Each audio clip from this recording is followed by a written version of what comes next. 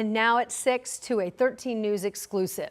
Tonight we're hearing from the family of a new victim recently identified from human remains at the Fox Hollow farm. So this is the former Westfield property of suspected serial killer Herb Baumeister. Our Jenny Runovich talked with the coroner today and with the victim's daughter. Jenny. Yeah, that victim's daughter just got confirmation of this yesterday. As you can imagine, she is in shock. This brings the total number of people identified as victims at Fox Hollow Farm to 10.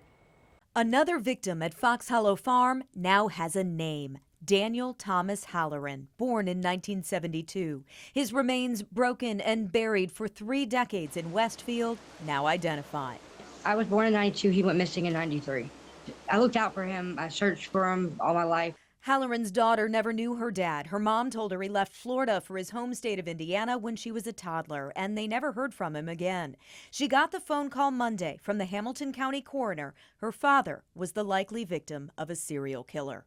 It was an emotional conversation that we had with her. And it just makes me like kind of sick and weary to my stomach. Like how to know that my dad was brutally murdered. It's hard.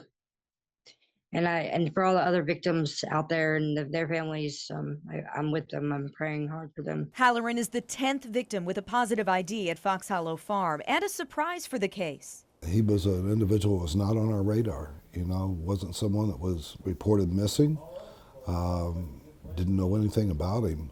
Halloran's remains were found in a different part of the farm than the other murdered men, the investigation now branching out. It took forensic genealogy at Othram laboratories to identify him, and the coroner says the confirmation process was challenging. Halloran's mother, brother, and father are all dead. They need a relative to compare DNA. Then they discovered his mom had died of an overdose in Marion County. That led to a match. So we contacted the Marion County Coroner's Office, and they were able to provide us with a bloodstain card, a DNA card from the mother, and we were able then to do the comparison of the DNA from the remain to the mother's DNA and lock in that identification.